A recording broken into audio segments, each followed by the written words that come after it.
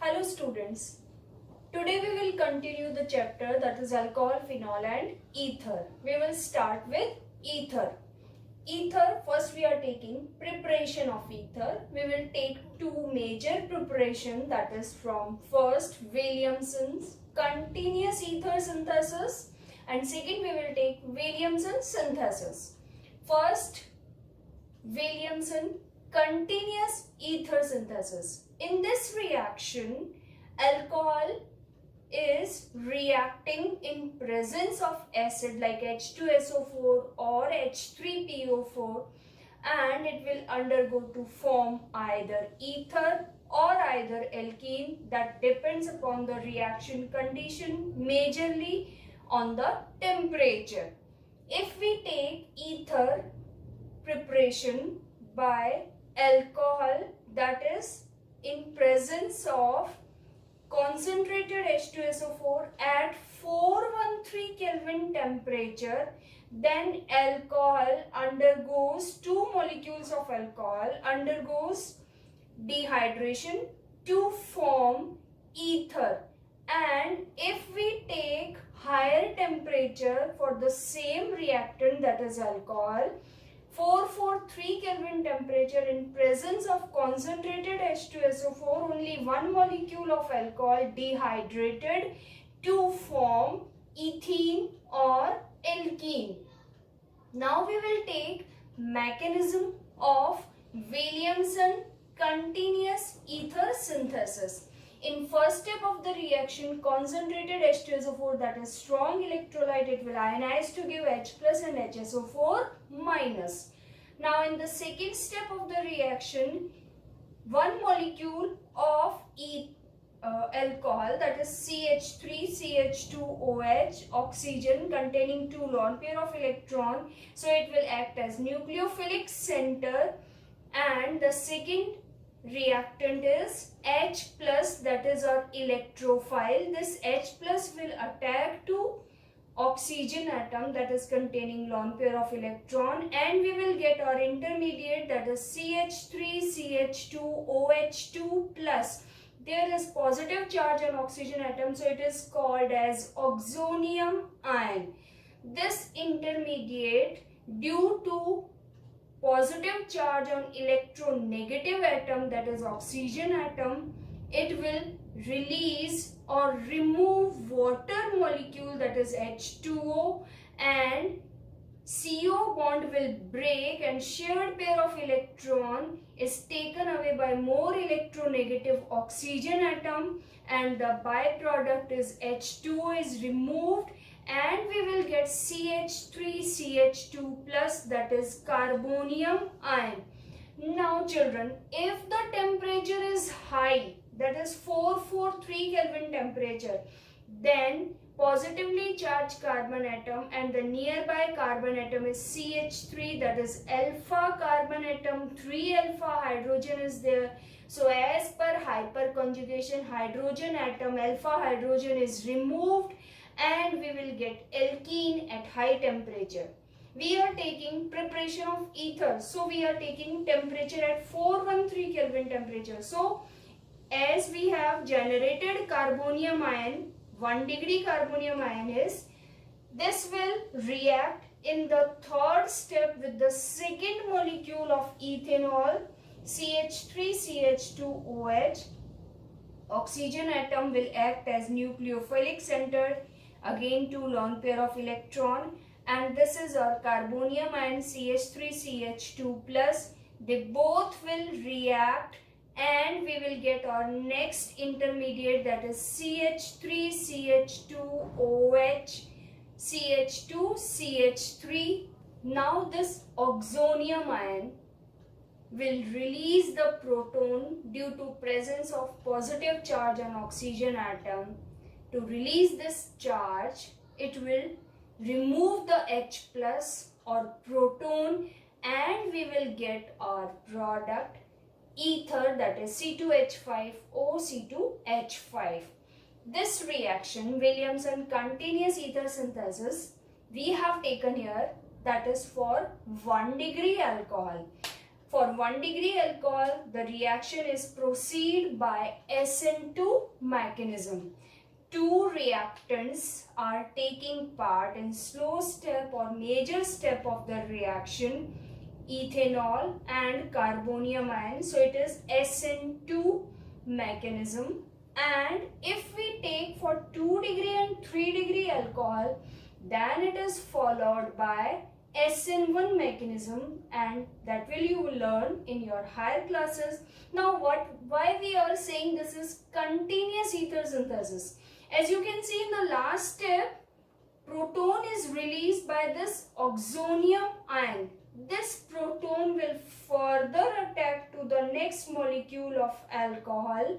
Oxonium ion is generated, further followed by carbonium ion, and this carbonium ion will react with another molecule of ethanol, and in this way ether is prepared continuously. As soon as we are getting the proton, reaction will proceed or reaction will keep on going.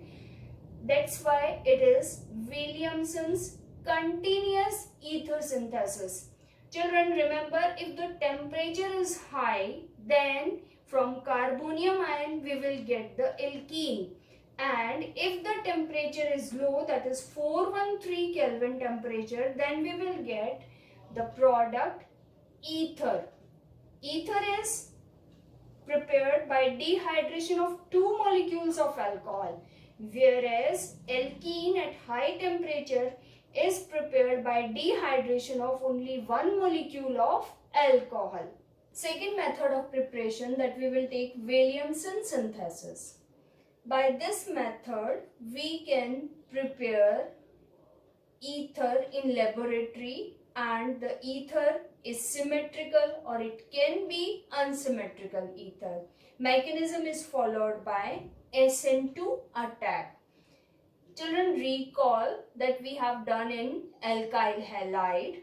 If 1 degree halide is there, then 1 degree halide will go for SN reaction and we will get our product ether. And if we take 3 degree halide as our reactant in Williamson synthesis, then preferable product will be alkene reaction followed by elimination reaction.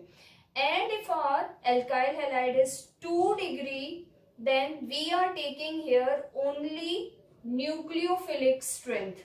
If nucleophile is bulky, then 2 degree halide will go for elimination reaction. Alkene will be formed as major product.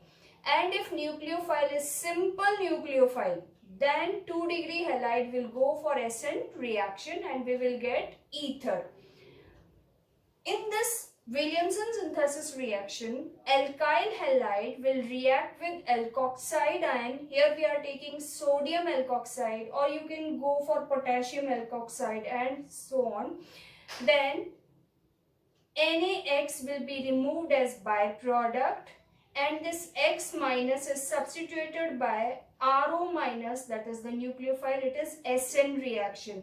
X minus nucleophile is substituted by RO minus, that is the other nucleophile. Nucleophilic substitution. Mechanism is SN2 and our product is ROR, that is ether. Now we are taking some examples. First we are taking tertiary butyl. This is tertiary butyl group, CCH3 thrice. Tertiary butoxide ion, sodium tertiary butoxide it is. When it is reacting with CH3Br, that is methyl bromide, here we are taking 1 degree halide. So this 1 degree halide will go for SN2 reaction, nucleophile. This is your bulky nucleophile and this is 1 degree halide. See the cloud. If 1 degree halide, then it will go for SN reaction. There is no steric hindrance in 1 degree halide. For this nucleophilic attack, nucleophile will attack from the back side of the living or departing group, that is Br minus, and we will get this transition state, further followed by removal of Br minus, and we will get unsymmetrical ether, that is 2-methoxy 2-methyl propane. This is unsymmetrical ether is formed. If 1 degree halide is there, then it will go for SN reaction. Children, always remember, if in reactant for Williamson synthesis reaction, if reactant is 1 degree halide, then you can easily prepare ether, because 1 degree halide will go for nucleophilic substitution or SN reaction. In our second example, we are taking tertiary butyl bromide. This is 3 degree halide. Now if 3 degree halide is there, then 3 degree halide in any nucleophile. Here we are taking simple nucleophile, that is sodium methoxide. You can go with bulky nucleophile as well as, but if 3 degree halide is there, then it will go for elimination reaction, because this 3 degree halide will form stable reaction intermediate, that is 3 degree carbonium ion. When this Br is removed, Br minus is removed, we will get 3 degree carbonium ion, that is stable carbonium ion, and by hyperconjugation it will remove proton H plus and we will get alkene. Alkene here is 2-methyl propene, and the other byproduct is NABR and CH3OH. So this is when we are taking 3 degree halide. So first two cases that we have done, if 1 degree halide, then we can easily prepare our ether. And if it is 3 degree, then there will be elimination reaction. And if it is 2 degree halide, then bulky will go for elimination and simple nucleophile will go for nucleophilic substitution. We can prepare aromatic ether from Williamson synthesis. We have taken phenol. Phenol is acidic in nature. We have done acidic nature of phenol. When it is reacting with reactive metal like sodium, it will form sodium phenoxide and hydrogen gas is liberated. This sodium phenoxide, this is our nucleophile, phenoxide ion. It is reacting with 1 degree halide, methyl iodide, and the product formed is C6H5OCH3. Anisole. Common name of the compound is anisole. Aromatic ether it is. And if we take ethyl iodide, then the product formed is phenitol, that is C6H5OC2H5. And the byproduct in both the cases is sodium iodide. So this is preparation of aromatic ether. Our key is in both the cases we have taken 1 degree halide and we will get aromatic ether. Now next we will take physical properties of ether. In ether there is CO bond.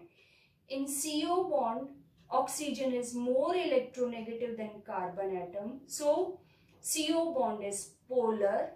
So there will be net dipole moment in ether. But this dipole moment is comparatively less. The reason is that in ether there is R group. This R group will show plus I effect, and due to plus I effect, electron will be easily given to the more electronegative oxygen atom. So the polarity is less in ether and it results there is very less increase in dipole moment, and which is not significant. If we take some example, we have taken first pentane. The boiling point is 309 Kelvin.